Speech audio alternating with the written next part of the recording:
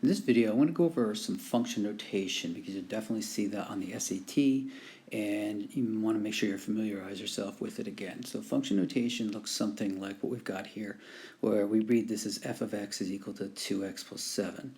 We want to keep in mind that really for a lot of the times, this just means to us something like y equals 2x plus 7. Notice what's on the right side of the equal sign is 2x plus 7. You can recognize this in y equals mx plus b form. It's just a line.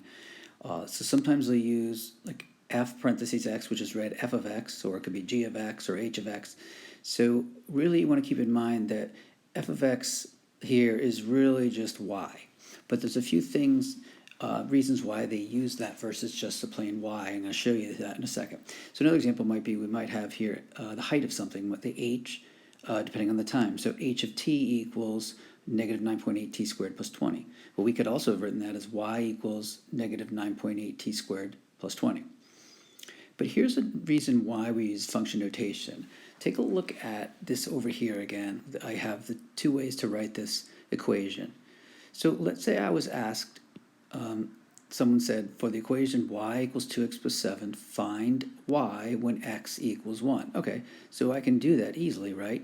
I just take the equation, and where there was an x, I substitute in a 1, write the rest of the equation, then I can multiply the 2 times 1, 2 plus 7, I get 9. So we know that when x equals 1 here, that the y value comes out to be 9.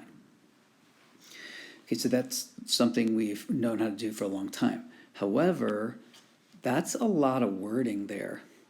So in math, we have notation form, so we could just do it faster by taking a look at this. So instead of writing for y equals 2x plus 7, I'm going to say for f of x equals 7. For f of x equals, this meant to say for f of x equals this equation up there, 2x plus 7. It's supposed to have it in there. So find f of 1. So if the function says f of x equals 2x plus 7, and it says f of 1 equals, that's telling me that they want me to plug in a 1 for x in the function here, in the equation. I'm going to plug in a 1 for this x, just like I did before. But instead of having used all these words, find it when x equals 1, I just can do, here's the function, f of x equals 7, find this. So then I know, okay, that is equal to, again, I'm plugging in the 1, and I get the same answer, 9. It's just a different type of notation. Let's take a look at another one right here. So for this function here, we've got this. We can write it as h of t equals the negative 9.8 t squared plus 20, or we can write the in the y equals form with the t. Again, someone could ask the question, for the equation y equals negative 9.8, this is t squared, plus 20, find y when t equals 1. So you know that you'd go ahead and find y by plugging in the 1 again. It's time for t squared plus 20. And so something like negative 9.8 plus 20. So it's going to get you at 10.2. So I could ask it that way, but I could also say, here's the function for the height, and then just find. Okay? So I don't have to write all these words. I can just say h of 1 equals. That you need to know that tells me put in a 1 for everywhere you see t. Okay? So we do the same process. It's just how you're told to do it, right? I get the same answer. So that's using function notation. So let's look at a few more things with that. So here again, we have given these functions. We can do f of x equals x plus y and g of x equals negative 2x minus 3. So another reason for functions is that it's easier to see different equations like f of x, g of x. Whereas, if you're doing y equals mx plus b form and you have a bunch of them, you could do like y1 equals, but it gets a little confusing there. So function notation also allows us to use different letters to represent different equations at the same time. Okay, so here's an example you might see in the SATs. For what value of x does f of x equal g of x? That just means that when is this equation, which is really, we're only using the right side of it. So f of x is the same as x plus 5.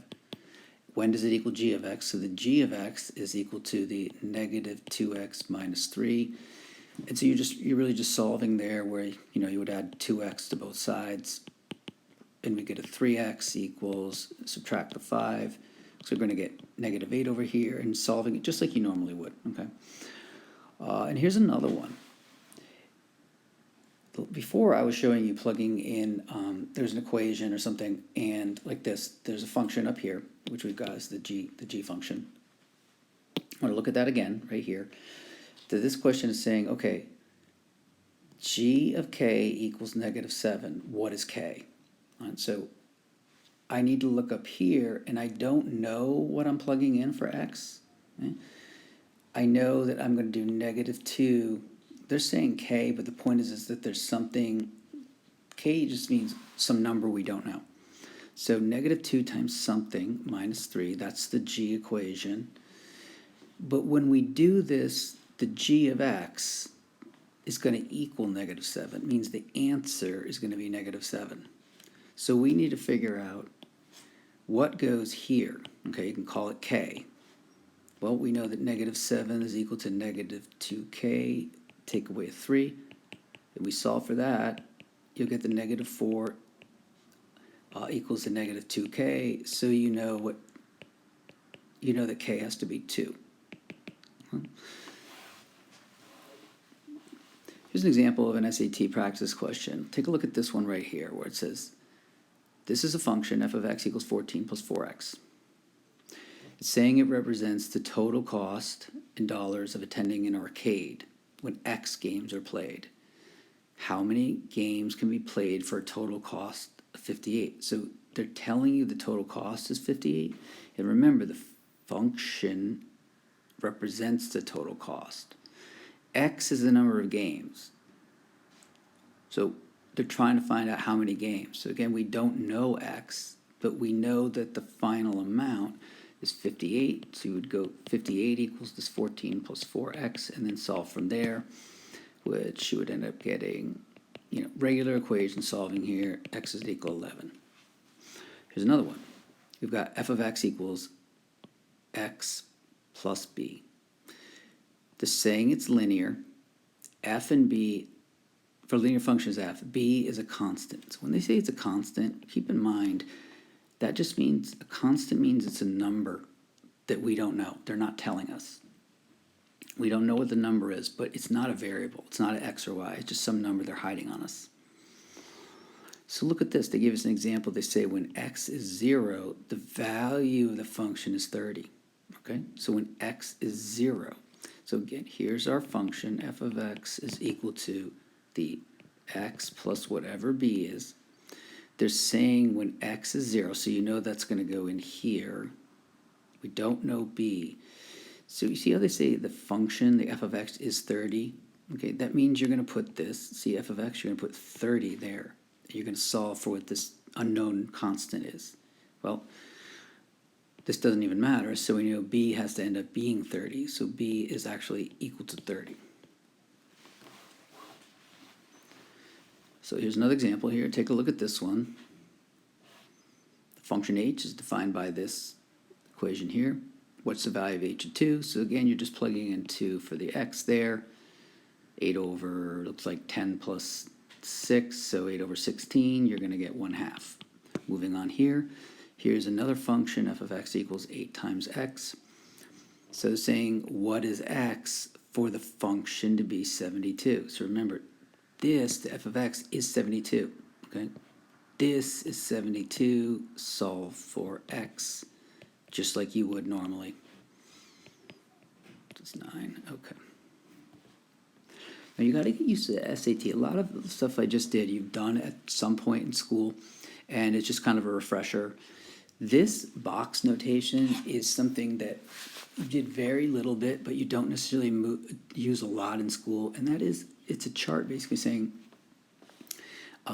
as the x value changes, I have the x values here. So the x goes, when x is 2, the value of the function is 5. So again, think of the f of x in this case as y. So this, you want to be able to read this as a coordinate, meaning when, so right in this box right here, that means when x, so when x is 2, the y value, the f of x, say f of x is 5. But again, that means that the y value is 5. So when x is 2, y is 5, that's a coordinate, that's a point right there. They want you to be able to understand that's 2, 5. And then looking at this one, when x is 4, y is 6. F of x is 6, so y is 6. You want to know that's a coordinate. And then another one, 6, comma 7, and so on. So sometimes they'll go here and they'll ask questions like, what would be the equation of this line? So that's what you have to do, maybe figure out the change in this is the y value, the change in the y, everything's going up by 1, adding 1 every time. And as the x go up by 2. So this is saying as I'm changing as the y goes up by +1, the x is going to the right by 2, so that would be like your slope, right? Changing in the y over changing in the x. So this would have, and it looks like it's the same pattern. It's 2 up here, up 2, up 2. So that means it's a line. It's a set of points that's a line with a slope on the line of 1/2. But the important part here is getting used to reading these boxes for the functions. So here's another one, just looking through this, some examples here about these, where we've got these tables. So if you see it here in this one right here, we know when x is, say, -4, f of x is 6. Not necessarily a line, but in this exercise, they're just trying to have you be able to read the box. For instance, when x is -4, I had to go to this one, and the value is 6. Here, when it says f of 7, so it means when x equals 7, we're going to find that x here, 7's right here, so the value is 0. And so these are like how you would do all these. If you wanted to pause, I've done you can see the answers down here. I did the actually these are the ones right here where I did some questions finding these values. And so we want to go into here is like for number 1 that I have here, you may be adding functions, and this is going to be for this table here. So actually taking a look at this. Here is a functions table. Notice that it has 2 functions, not just f, but it has a second function, g. Okay, so what this would mean is they might say to you, okay, for this table right here, they might say, find f of 6. Well, we know how to do that. That means x is 6. So the answer to the function when x is 6 is 35. But what if they said, okay, let's find f of 6 plus g of 6. So we know that when x is 6, the f equation is 35. But the g is 19. So the f of 6 here is worth 35, but the g equation when x is 6 is that 19. So we would just add those together, get 54. They also can do multiplication with these. They might say, for example, let's find, using, let's say, this table right here. Let's say I want to find 3 times g of 4. Okay, so we have to find, there's the g equation information, all these down here. This represents the x value, right? So when the x, this is the x, so you go in the x column here and you find 4, which is right there. So when x is 4, the f equation or function is 16, but the g is right there. So when x is 4, the g value is 10. Okay, so this right here, that's worth 10. And then the 3 in front means we're just going to multiply that to get 30. And so these here, right here, are some questions for table B that I made up and solved them. You can always pause the video, and I have the answers down there for that. Okay. So moving on with these, here's some more practice. We'll go through quickly a few of these. In this case, let's say they give you for this table right here, and they give you They want to know this. So again, this means that the f equation, the value is 11. Right? So this is 11. We want to know what x is. So you go 11 equals, now the equation here is negative 2x plus 9.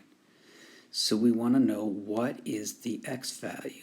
What is the x value? So you're going to solve like a regular equation, subtracting 9 on both sides.